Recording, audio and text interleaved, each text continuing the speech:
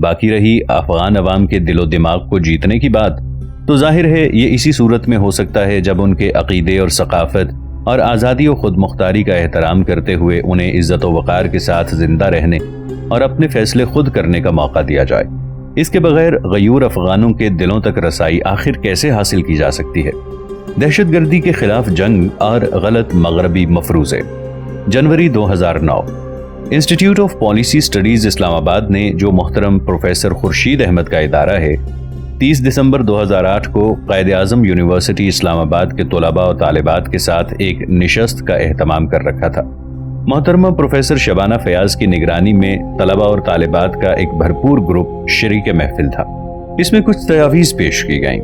ابو عمار زاہد الراشدی کا کہنا تھا کہ میری پہلی گزارش یہ ہے کہ یہ جنگ دہشت گردی کی کوئی تعریف طے کیے بغیر لڑی جا رہی ہے۔ اقوام متحدہ کی ذمہ داری تھی اور اس سے تقاضا بھی کیا گیا کہ اس عالمی فورم پر دہشت گردی کی کوئی واضح تعریف متعین کر دی جائے تاکہ دہشت گردی اور آزادی کی جنگ میں فرق کیا جا سکے، لیکن ایسا نہیں ہوا۔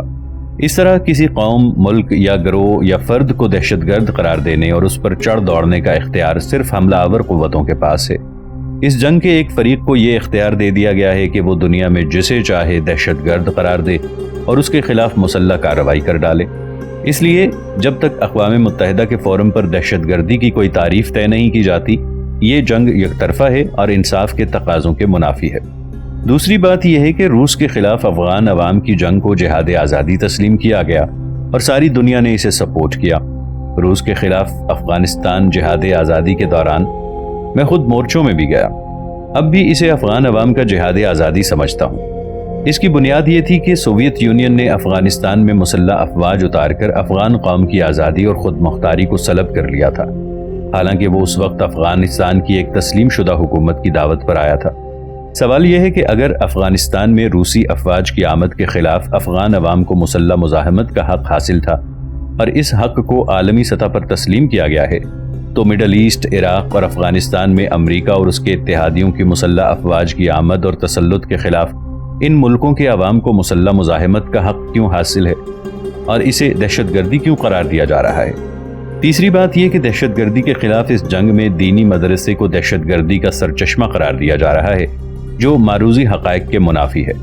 صرف اس لیے کہ جن کو دہشت گرد قرار دیا جا رہا ہے ان کی ایک بڑی تعداد نے دینی مدارس میں تعلیم حاصل کی ہے۔ اس جنگ کے میڈیا سیکشن میں دینی مدرسے کو ہدف بنا لیا گیا، حالانکہ مبینہ دہشت گردی کے گروپوں میں ایک بڑی تعداد کالجوں اور یونیورسٹیوں کے تعلیم یافتہ لوگوں کی بھی ہے۔ قطع نظر اس سے کہ وہ دہشت گرد ہیں یا نہیں، جن کو بھی دہشت گرد قرار دے کر ان کے خلاف کارروائی کی جا رہی ہے، ان گروپوں میں تناسب دیکھ لیا جائے کہ دینی مدارس کے تعلیم یافتہ لوگوں کا تناسب کیا ہے۔ عالمی سطح پر اسامہ بن لادن کو مبینہ دہشت گردی کی سب سے بڑی علامت تصور کیا جاتا ہے، جبکہ اسامہ بن لادن اور ان کے پورے نیٹ ورک میں شاید ایک بھی شخص ایسا نہیں ملے گا جو کسی روایتی دینی مدرسے کا تعلیم یافتہ ہو۔ میرے خیال میں اصل بات اور ہے۔ دینی مدارس کے خلاف مغرب کا اصل غصہ کسی اور حوالے سے ہے، جسے دہشت گردی کے ساتھ نتھی کر کے مغرب دینی مدارس کو ان کے کردار سے محروم کرنے کی کوشش کر رہا ہے۔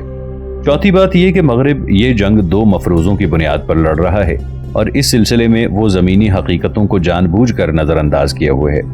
مغرب کا کہنا ہے کہ اس کے بقول جو لوگ دہشت گردی کر رہے ہیں وہ جہالت کی وجہ سے کر رہے ہیں۔ اگر ان کے علاقوں میں تعلیم کو عام کر دیا جائے تو دہشت گردی کو کم کیا جا سکتا ہے۔ دوسرا مفروضہ ہے کہ دہشت گردی غربت کی وجہ سے ہے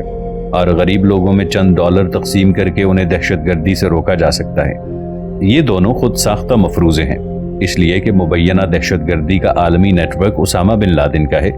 اور اس نیٹ ورک میں شریک لوگ نہ تو جاہل ہیں اور نہ ہی غریب ہیں۔ وہ یونیورسٹیوں کے اعلیٰ سطح کے تعلیم یافتہ ہیں اور ان کے پاس دولت کی بھی کمی نہیں ہے، جبکہ اس کے مقابلے میں مغرب دو معروضی حقیقتوں کو نظر انداز کیا ہوئے ہے۔ ایک یہ کہ جن لوگوں کو دہشت گرد قرار دیا جا رہا ہے وہ ایک عقیدہ رکھتے ہیں، ایک تہذیب سے وابستہ ہیں اور اپنے عقیدے و ثقافت کے ساتھ واضح کمٹمنٹ رکھتے ہیں۔ ناظرین، آگے بڑھنے سے پہلے کامنٹ سیکشن میں ہمیں اپنی آراء سے ضرور آگاہ کیجیے گا کہ آپ کو ہماری یہ سیریز کیسی لگ رہی ہے۔ آئندہ آنے والی اقساط سے باخبر رہنے کے لیے ہمارے چینل کو سبسکرائب کر لیں اور ساتھ موجود بیل آئیکن کو ضرور کلک کر لیں۔ شکریہ۔ وہ اپنے عقیدے و ثقافت کو خطرے میں دیکھ کر اس کے تحفظ کی جنگ لڑ رہے ہیں۔ ان کی جنگ کا طریقہ کار درست ہے یا نہیں، یہ الگ بحث ہے۔ لیکن اس میں شک کی کوئی گنجائش نہیں کہ ان کی جنگ ایک عقیدے کے لیے ہے، تہذیب و ثقافت کے لیے ہے اور اس کے ساتھ اپنی کمٹمنٹ کے لیے ہے۔ دوسری حقیقت جسے مغرب جان بوجھ کر سامنے نہیں آنے دے رہا یہ ہے کہ مبینہ دہشت گردوں کی ساری جنگ رد عمل ہے، اور یہ ری ایکشن عالم اسلام کے بارے میں مغرب کے اس معاندانہ روش کا نتیجہ ہے جو وہ گزشتہ 2 صدیوں سے مسلسل جاری رکھے ہوئے ہے۔ مغرب نے خلافت عثمانیہ کے ساتھ جو کچھ کیا اور اس کے بعد فلسطین، عراق اور افغانستان میں جو کچھ کر رہا ہے، اس کا رد عمل اور ری ایکشن آخر کسی نہ کسی صورت میں تو سامنے آنا تھا۔ جو کچھ فلسطین میں گزشتہ 5 صدی سے ہو رہا ہے، اگر یہ کسی مغربی قوم کے ساتھ ہوا ہو تو اس کا رد عمل بھی اس سے مختلف نہیں ہوگا۔ اس لیے جب تک ان زمینی حقائق کو تسلیم نہیں کیا جاتا جنہیں دہشت گرد قرار دیا جا رہا ہے، ان کے عقیدے و ثقافت کا احترام نہیں کیا جاتا، اور جب تک مغرب عالم اسلام کے خلاف اپنے منفی طرز عمل اور معاندانہ روش سے باز نہیں آتا، محض مفروضوں کی بنیاد پر اس مبینہ دہشت گردی کو ختم نہیں کیا جا سکتا۔ ایک اور گزارش ہے کہ افغانستان سے جب روسی فوجیں واپس گئیں اور افغانستان میں مجاہدین کی حکومت قائم ہوئی، اس وقت پاکستان میں میرے اندازے کے مطابق 50,000 کے لگ بھگ ایسے مجاہدین موجود تھے جنہوں نے افغانستان کے جہاد میں حصہ لیا تھا۔ وہ جذبہ جہاد سے سرشار تھے، جنگ کی عملی تربیت حاصل کر چکے تھے اور ہر قسم کے ہتھیار چلانا جانتے تھے۔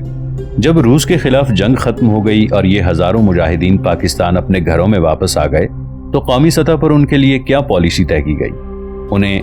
ان کے بارے میں اگر کوئی قومی پالیسی طے کر لی جاتی، انہیں کسی کام پر لگا دیا جاتا، تو وہ مختلف گروپ اپنا اپنا کام اور اپنا راستہ خود طے کرتے اور اس سے مسائل پیدا ہوتے۔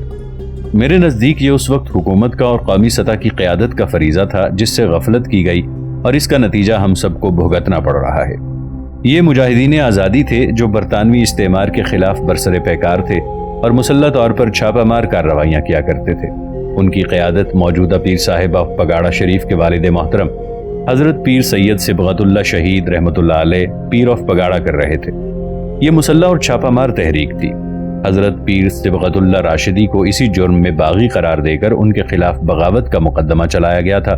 اور انہیں پھانسی دے کر شہید کر دیا گیا تھا۔ اسی لیے سندھ کی قومی تاریخ میں انہیں آزادی کا ہیرو قرار دیا جاتا ہے۔ لیکن جب پاکستان قائم ہوا تو حروں کے ان مسلح دستوں کو پاک فوج کا حصہ بنا کر سنبھال لیا گیا اور ان کی صلاحیتوں کے استعمال کا رخ متعین کر دیا گیا۔ اسی طرح اگر افغانستان سے روسی فوجوں کی واپسی کے بعد پاکستان کے ان مجاہدین کے بارے میں جنہوں نے جہاد افغانستان میں حصہ لیا تھا قومی سطح پر کوئی پالیسی طے کر لی جاتی اور ان کے جذبات اور صلاحیتوں کا کوئی رخ متعین کر دیا جاتا تو یقیناً وہ حالات پیدا نہ ہوتے جو آج ہمارے سامنے ہیں۔ آخری گزارش یہ ہے کہ دہشت گردی کے خلاف جنگ کے تناظر میں سب سے بڑا سوال خودکش حملوں کے بارے میں کیا جاتا ہے۔ اس حوالے سے علماء کا بالکل موقف واضح اور دو ٹوک ہے کہ خودکش حملہ ایک جنگی ہتھیار ہے جو حالت جنگ میں آخری حربے کے طور پر استعمال کیا جاتا ہے۔ یہ ہتھیار عالمی جنگ میں جاپان نے استعمال کیا، برطانیہ کے پولش پائلٹوں نے استعمال کیا اور 1965 کی جنگ میں چونڈا کے محاذ پر پاک فوج نے بھی استعمال کیا۔ اس لیے ایک جنگی ہتھیار کے طور پر اس سے انکار نہیں کیا جا سکتا، لیکن پرامن علاقوں میں اور میدان جنگ سے ہٹ کر اس کا استعمال جائز نہیں ہے۔ جس طرح دوسرے جنگی ہتھیار ہیں کہ میدان جنگ میں ان کا استعمال درست ہے اور اس سے ہٹ کر ان کا استعمال درست نہیں، یہی مسئلہ خودکش حملے کا بھی ہے۔ اسی طرح ہم یہ سمجھتے ہیں کہ پاکستان دستوری حوالے سے ایک اسلامی ریاست ہے۔ عملی طور پر کچھ بھی ہو، لیکن اس کے دستور میں اسلام ریاست کا سرکاری مذہب ہے اور پارلیمنٹ پابند ہے کہ وہ قرآن و سنت کے خلاف قانون سازی نہیں کر سکتی اور ملک کے مروجہ قوانین کو اسلام کے مطابق بنائے گی۔ اس لیے پاکستان میں نفاذ اسلام یا کسی اور مطالبے کے لیے ہتھیار اٹھانا جائز نہیں ہے۔ عالم اسلام کے خیالات اور امریکہ، مارچ 2009۔ روزنامہ پاکستان لاہور میں 19 فروری 2009 کو شائع ہونے والی ایک خبر کے مطابق امریکہ کی وزیر خارجہ ہیلری کلنٹن جب انڈونیشیا کے دورے پر پہنچیں تو انڈونیشیا کے کئی شہروں میں امریکہ کے خلاف احتجاجی مظاہروں کی صورت میں عوام نے امریکہ کے بارے میں اپنے جذبات کا اظہار کیا، بلکہ انڈونیشیا کی ایک بڑی مسلمان تنظیم محمدیہ کے سربراہ جناب شمس الدین نے امریکی وزیر خارجہ کے ساتھ دعوت میں شرکت کی دعوت مسترد کر کے امریکہ کو انڈونیشیا عوام کے جذبات سے باخبر کیا۔ اس موقع پر امریکی وزیر خارجہ نے ایک دلچسپ بات یہ کہی کہ امریکی حکومت عالم اسلام کے خیالات سے آگاہی حاصل کرے گی۔ اس کا مطلب یہ ہے کہ امریکی حکومت اپنے بارے میں اور امریکی پالیسیوں کے حوالے سے عالم اسلام کے خیالات سے آگاہ نہیں ہے، اور اسے یہ آگاہی حاصل کرنے کے لیے اثر نو کسی کوشش کا آغاز کرنا پڑے گا۔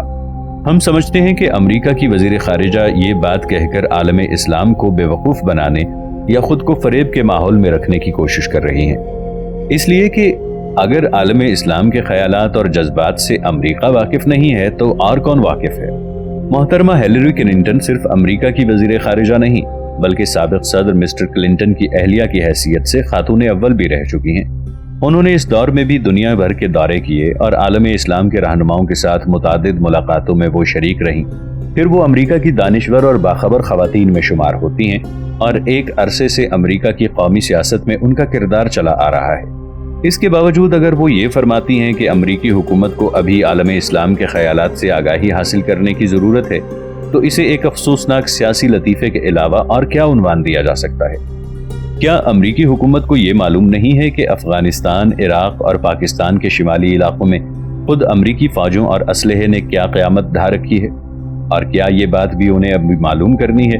کہ فلسطین میں امریکہ کی پشت پناہی اور اسلحے کے ساتھ اور اس کے ویٹو پاور کے سائے میں اسرائیل نے فلسطینی عوام پر جبر و تشدد اور وحشت و بربریت کے سارے ریکارڈ توڑ دیے ہیں؟ کیا امریکہ یہ نہیں جانتا کہ عالم اسلام کی رائے عامہ اس سے کس قدر شدید نفرت کرتی ہے اور کس وجہ سے کرتی ہے؟ اگر اب بھی امریکہ عالم اسلام کو اسی طرح کی پرفریب باتوں میں الجھائے رکھنا چاہتا ہے کہ ہم آپ کے خیالات سے آگاہی حاصل کرنے کی کوشش کر رہے ہیں تو اس کا مطلب اس کے سوا کچھ نہیں کہ نئی امریکی حکومت نے بھی حالات سے کوئی سبق حاصل نہیں کیا اور وہ اسی ڈگر پر چلتے رہنا چاہتی ہے جس کے نتائج کسی اور کے لیے خواہ کیسے ہوں خود امریکہ کے مستقبل کے لیے بہرحال بہتر نظر نہیں آ رہے۔ قاہرہ میں صدر اوباما کا خطاب، جولائی 2009۔ امریکہ کے صدر باراک اوباما نے 4 جون کو قاہرہ یونیورسٹی میں مسلمانوں سے خصوصی خطاب کیا اور مسلمانوں کو یہ یقین دلانے کی کوشش کی کہ امریکہ اسلام اور مسلمانوں کا دشمن نہیں ہے اور وہ مسلمانوں اور امریکہ کے درمیان غلط فہمیاں دور کر کے منافرت کی وہ فضا ختم کرنے کی کوشش کر رہے ہیں جو مسلم دنیا میں امریکہ کے بارے میں پائی جاتی ہے۔ صدر اوباما نے اس سے قبل استنبول میں بھی اسی نوعیت کا خطاب کیا تھا اور عالم اسلام کو یہ باور کرانے کے لیے اپنی پوری صلاحیتیں صرف کی تھیں کہ امریکہ مسلمانوں سے دشمنی اور اسلام سے اناد نہیں رکھتا اور مسلمانوں کو ہر ممکن مدد فراہم کرنے کے لیے تیار ہے۔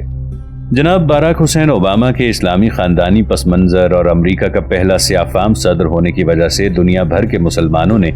ان کے بطور صدر انتخاب سے قبل ہی ان سے بہت سی توقعات وابستہ کر لی تھی اور ان کے صدر بن جانے کے بعد بھی دنیا کے بہت سے مسلمان انہی توقعات اور امیدوں کے ماحول میں جی رہے تھے، جبکہ یہ بات اہل دانش پر مخفی نہیں ہے کہ امریکہ کا صدر اپنے وقت میں دنیا کا سب سے زیادہ بااختیار اور طاقتور شخص کہلانے کے باوجود امریکہ کے مجموعی نظام کا صرف ایک حصہ ہوتا ہے، اور اگر کوئی بنیادی تبدیلی دل سے چاہے بھی تو اس سسٹم کے اندر رہتے ہوئے اس کے لیے ممکن نہیں ہوتا، کیونکہ امریکہ کے سیاسی اور معاشی سسٹم میں پنجۂ یہود کی کارفرمائی روز روشن کی طرح واضح ہے۔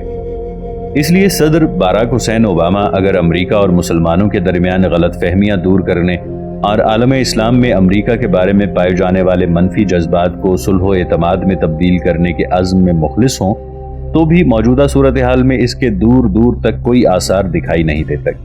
اور اس وقت تک امریکہ اور عالم اسلام کے درمیان اعتماد کی بحالی کا کوئی امکان موجود نہیں ہے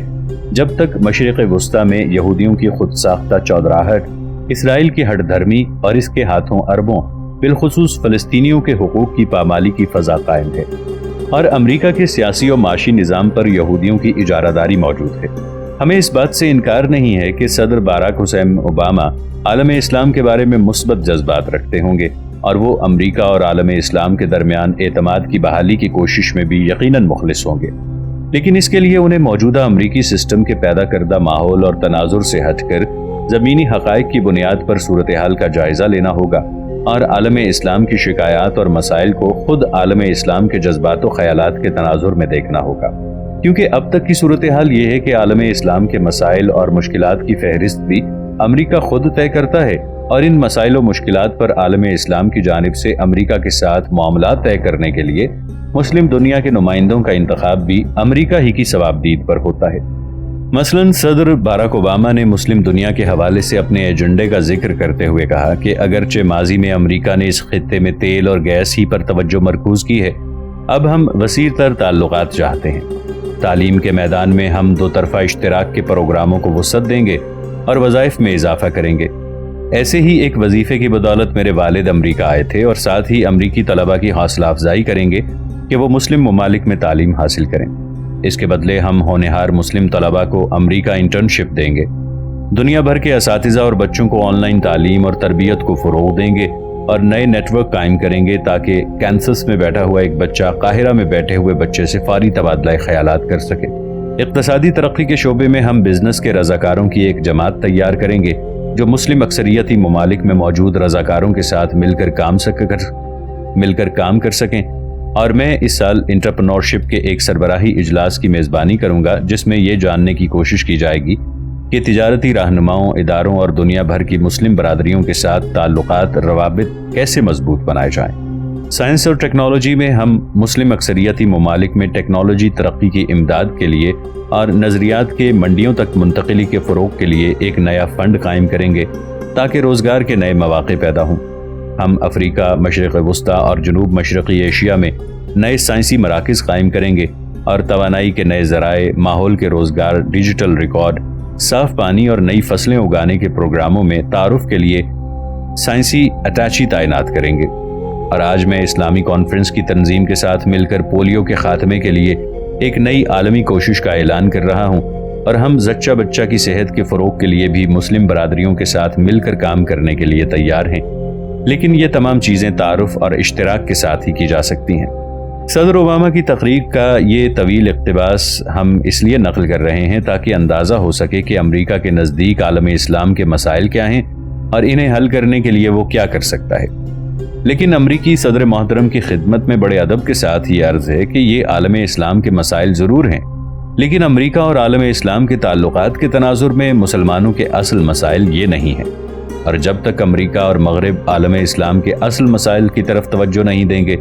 محض جزوی معاملات میں وقت، رقم اور صلاحیتوں کا کسی بھی سطح پر استعمال اعتماد کی وہ فضا قائم کرنے میں معاون ثابت نہیں ہوگا جس کی صدر اوباما توقع کر رہے تھے۔ امریکہ اور عالم اسلام کے درمیان کشمکش کے اصل مسائل سیاسی اور ثقافتی ہیں۔ نمبر 1، امریکہ اور مغربی انسانی سوسائٹی میں اسلام کے معاشرتی کردار کی نفی کرتے ہوئے مسلمانوں کو اجتماعی زندگی میں اسلام سے دور کرنے کے لیے ہر ممکن جتن کر رہے ہیں، جبکہ دنیا بھر کے مسلمان اسلام کے معاشرتی کردار اور اجتماعی زندگی کے بارے میں قرآن و سنت کی تعلیمات پر ایمان رکھتے ہیں۔ دوسرے، امریکہ اور مغرب عالم اسلام سے معاملات طے کرنے کے لیے مسلم رائے عامہ کے حقیقی نمائندوں سے بات کرنے کی بجائے مسلم دنیا پر اپنی مرضی کی لیڈرشپ مسلط کر کے ان کے ذریعے عالم اسلام کو اپنے ڈھب پر لانے کی کوشش کر رہے ہیں۔ نمبر 3، امریکہ اور مغرب فلسطین اور کشمیر کے مسائل کے حوالے سے عالمی رائے عامہ اور بین الاقوامی فیصلوں کو مسلسل پامال کرتے ہوئے ظلم و بربریت کی پشت پناہی کر رہے ہیں۔ نمبر 4، امریکہ اور مغرب طے شدہ پالیسی کے تحت مسلم دنیا کو نہ تو اقوام متحدہ کے فیصلہ سازی کے عمل میں شریک کرنے کے لیے تیار ہیں اور نہ ہی عسکری طاقت اور ٹیکنالوجی میں عالم اسلام کو توازن کی پوزیشن میں آنے کا راستہ دے رہے ہیں۔ نمبر 5، حتیٰ کہ امریکہ اور مغرب نے انسانی حقوق، جمہوریت اور اقوام کی خود مختاری کے احترام کے ان اصولوں کے حوالے سے بھی عالم اسلام کے بارے میں الگ معیار قائم کر رکھا ہے جو خود امریکہ اور مغرب کے نزدیک مغربی فلسفے کی بنیاد ہیں۔ نمبر 6، نیز عراق اور افغانستان میں امریکی اتحاد نے جو کچھ کیا ہے اور اب پاکستان کی داخلی حدود میں جو کچھ کیا جا رہا ہے، اس نے ملت اسلامیہ کے جسم کو زخموں سے چور چور کر دیا ہے اور اس کے تسلسل میں ابھی تک کمی کے کوئی امکانات نظر نہیں آ رہے۔ صدر اوباما نے اس خطاب میں اسرائیل کی حمایت کی وجہ بیان کرتے ہوئے کہا کہ اسرائیل کے ساتھ امریکہ کے مضبوط رشتوں کے بارے میں سب جانتے ہیں۔ یہ رشتہ ناقابل تنسیخ ہے، اس کی بنیاد ثقافتی اور تاریخی بندھنوں پر ہے اور اس احساس پر ہے کہ یہودیوں کی ایک وطن کی آرزو کی بنیاد ایک المناک تاریخ پر ہے جس سے انکار نہیں کیا جا سکتا۔ دنیا بھر میں یہودی عوام پر صدیوں تک ظلم کیے جاتے رہے اور یورپ میں یہود دشمنی کا انجام نازیوں کے ہاتھوں یہودیوں کے قتل عام کی صورت میں نکلا، جسے ہولوکاسٹ کا نام دیا گیا ہے۔ ان کا کہنا تھا کہ کل میں بچن وال جاؤں گا جو ان کمپنیوں کے نیٹ ورک کا حصہ تھا جہاں یہودیوں کو غلام بنایا جاتا تھا، انہیں اذیتیں دی جاتی تھیں، انہیں گولی ماری جاتی تھی اور زہریلی گیس سے موت کی نیند سلا دیا جاتا تھا۔ 60 لاکھ یہودیوں کو ہلاک کیا گیا۔ یہ تعداد آج کے اسرائیل کی کل آبادی سے بھی زیادہ ہے۔ ہم اس بحث میں نہیں پڑھتے کہ ہولوکاسٹ کی تاریخی حیثیت کیا ہے، البتہ صدر اوباما محترم سے یہ دریافت کرنے کی جسارت ضرور کریں گے کہ یہودیوں کی وطن کی آرزو پوری کرنے کے لیے فلسطینیوں کو ان کے وطن سے محروم کر دینے کا آخر کیا جواز ہے۔